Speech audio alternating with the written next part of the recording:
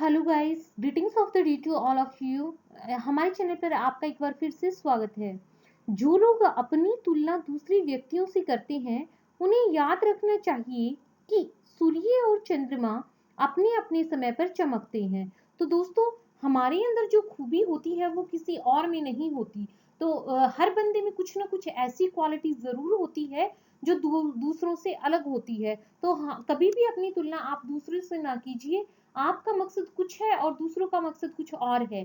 आप सिर्फ अपने मकसद पर अपने तरीके से मेहनत करते हुए चलिए, आपको फल जो है वो अवश्य मिलेगा। तो चलिए, इसी अच्छे से विचार के साथ आज हम यूनिट 21 जो कि है लिटरेचर यानी साहित्य, ये यूनिट हम डिस्कस करेंगे BSHF 101 की।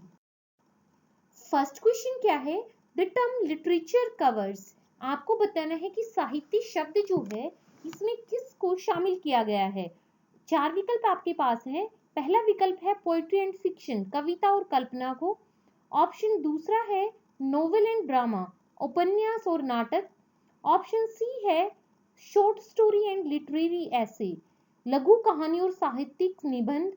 या ऑप्शन डी कि उपरोक्त सभी जो हैं वो सही हैं। तो आपका सही आंसर भी ऑप्शन डी ही है कि लिटरेचर के अंदर जो है वो ये सभी चीजें, poetry, fiction, novel, drama, short story and literary ऐसे, सारी चीजें उसके अंदर शामिल हैं। साहित्य कविता, कल्पना, नाटक और आलोचना के लिए एक छत्र शब्द है।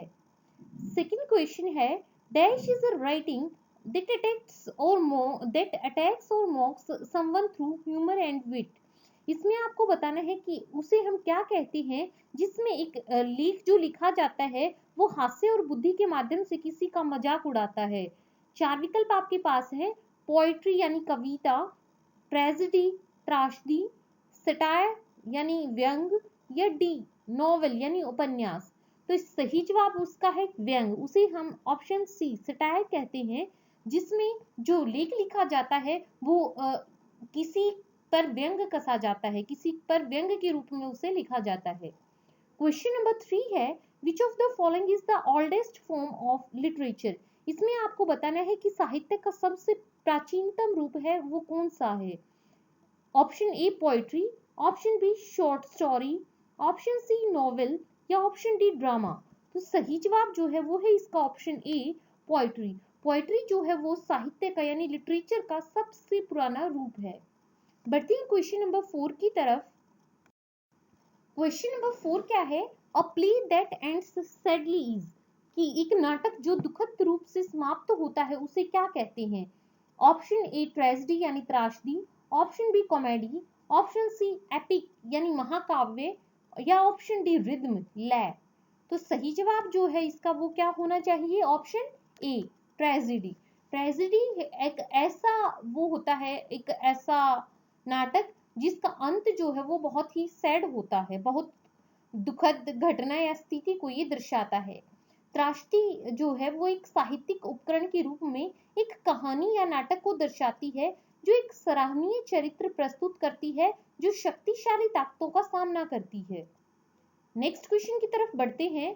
क्वेश्चन नंबर 5 है अ play with laughter in it is, कि ऐसा नाटक जिसमें हास्य हो, हंसी हो, उसे क्या कहते हैं। Option A sonnet, option B satire, option C comedy, या ऑप्शन डी एपिक। तो सही जवाब जो है वो है आपका ऑप्शन सी कॉमेडी, कि लाफ्टर वाली चीजों को क्या बोलते हैं? कॉमेडी। कॉमेडी जो है वो कल्पना की एक शैली है जो आमतौर पर हास्य या मनोरंजक होने के उद्देश्य से किसी भी काम को संदर्भित करती है। बढ़ते हैं क्वेश्चन नंबर 6 की तरफ। A dash is a 14 line poem following a metrical scheme, कि एक 14 लाइन की कविता को जो एक मैट्रिक स्कीम का अनुसरण करती है उसे क्या कहते हैं। ऑप्शन ए है सोनेट, ऑप्शन बी है एपिक, ऑप्शन सी है रिदम, या ऑप्शन डी ट्रेजेडी। तो इसको कहा जाता है सोनेट। एक 14 लाइन की जो पोएम होती है उसे सोनेट कहते हैं। एक सोनेट एक काव्यात्मक रूप है जो 14 पंक्तियों की कविता को दर्शाता है, जो एक सख्त कविता योजना और विशिष्ट संरचना का अनुसरण करता है। बढ़ते हैं नेक्स्ट क्वेश्चन की तरफ। क्वेश्चन नंबर 7 है identify the pair of novel and the novelist which is not correctly matched, इसमें आपको उस उपन्यास और उपन्यासकार की जोड़ी को पहचानना है जो सही ढंग से मेल नहीं खाती है, मतलब उसके नोवेल का नाम नोवेलिस्ट से मैच नहीं करता है, वो आपको विकल्प चुनना है। 4 विकल्प हैं। ऑप्शन ए है प्राइड एंड प्रिजुडिस, ये जो नोवेल है इसे जेन ऑस्टन ने लिखा। ऑप्शन बी है क्लैरिसा, कि इसे क्लैरिसा को रिचर्डसन ने लिखा।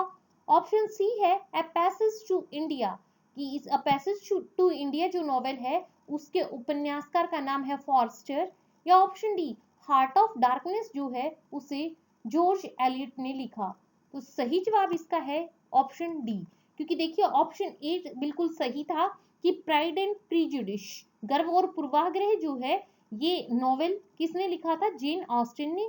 ऑप्शन बी जो था क्लैरिसा, उसे रिचर्डसन द्वारा लिखा गया है।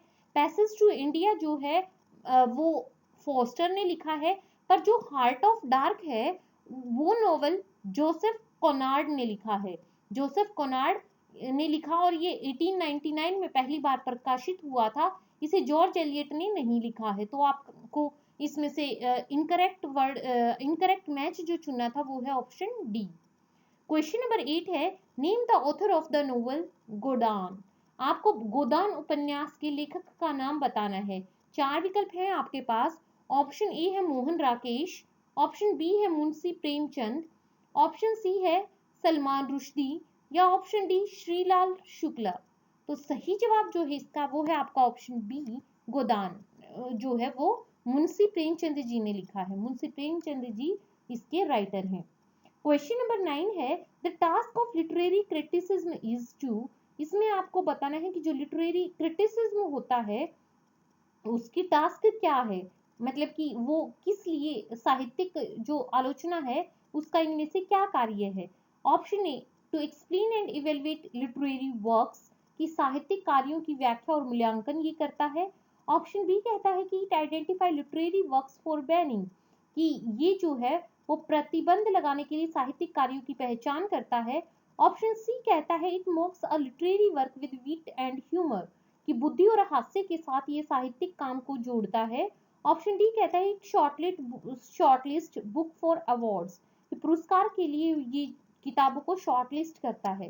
तो सही जवाब इसका है वो है आपका ऑप्शन ए, कि लिटरेरी क्रिटिसिज्म जो है वो क्या करता है, it explains and evaluate literary works. इसका पर्पस क्या है, साहित्यिक आलोचना, साहित्य का अध्ययन, मूल्यांकन और व्याख्या करता है। इसका विशिष्ट उद्देश्य किसी कार्य पर मूल्यवान निर्णय लेना हो सकता है। बढ़ते हैं अगले क्वेश्चन की तरफ। क्वेश्चन नंबर 10 क्या है, the dash is fiction which is much shorter in length than the novel.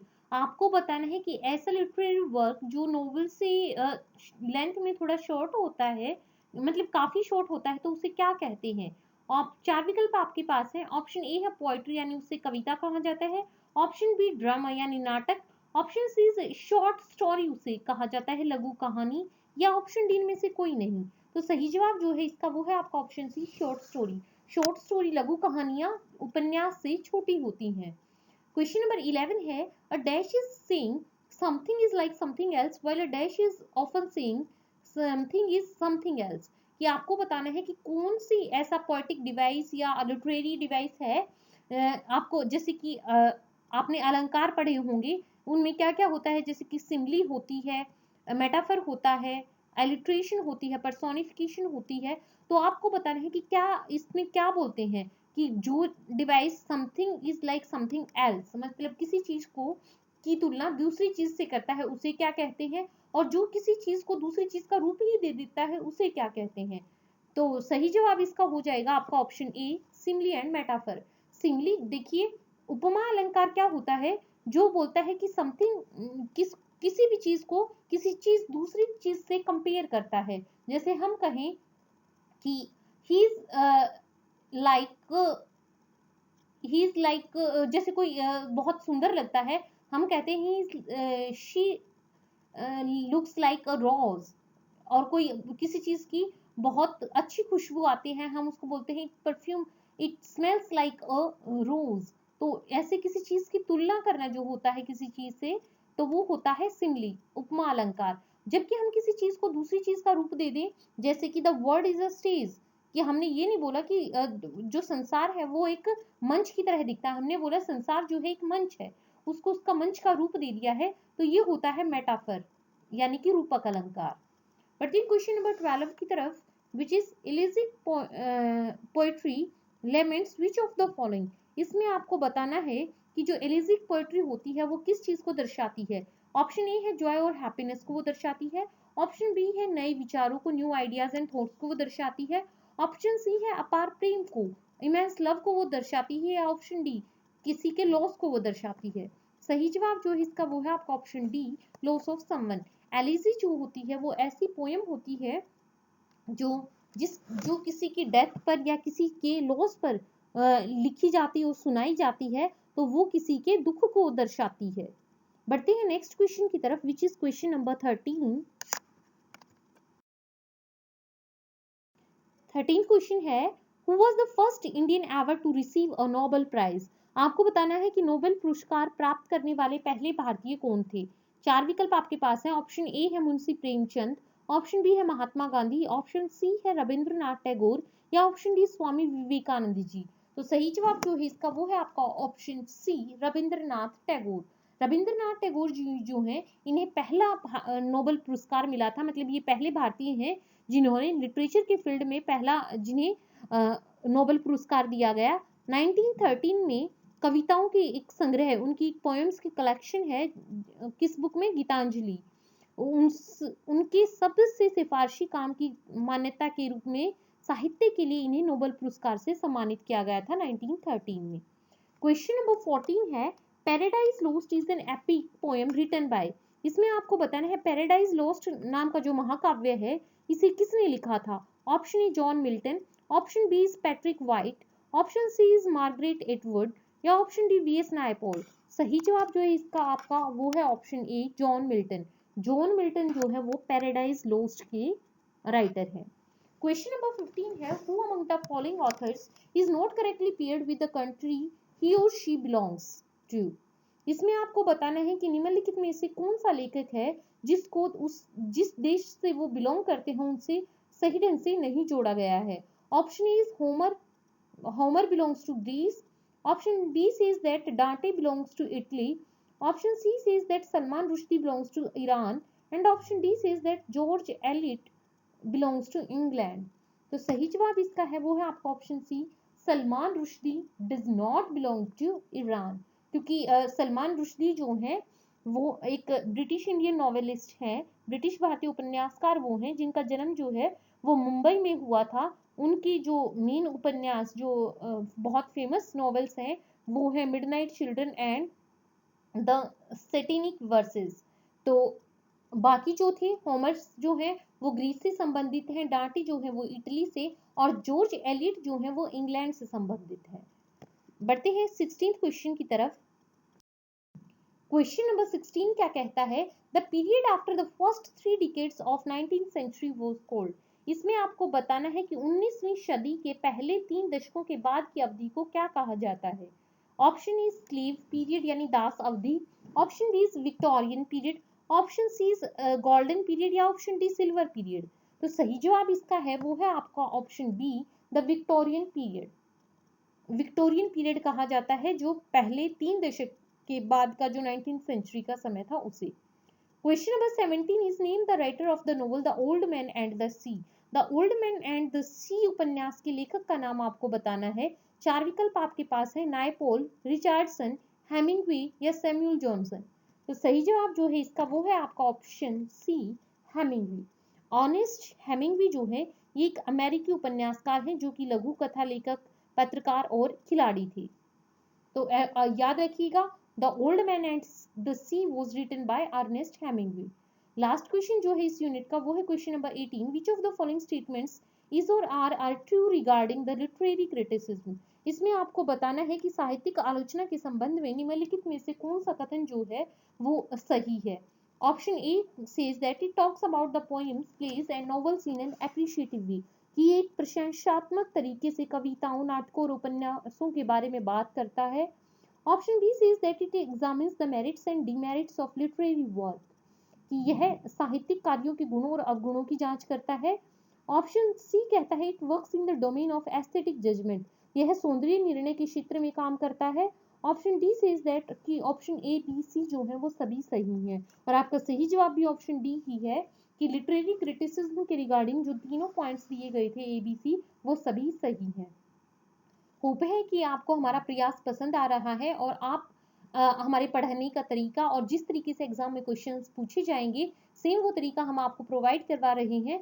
तो आपकी से हमें काफ़ी सराहना मिलती है हमारे काम की। तो यूं ही आप हमारे चैनल के साथ जुड़े रहिए और अपने फ्रेंड्स को भी जोड़िए।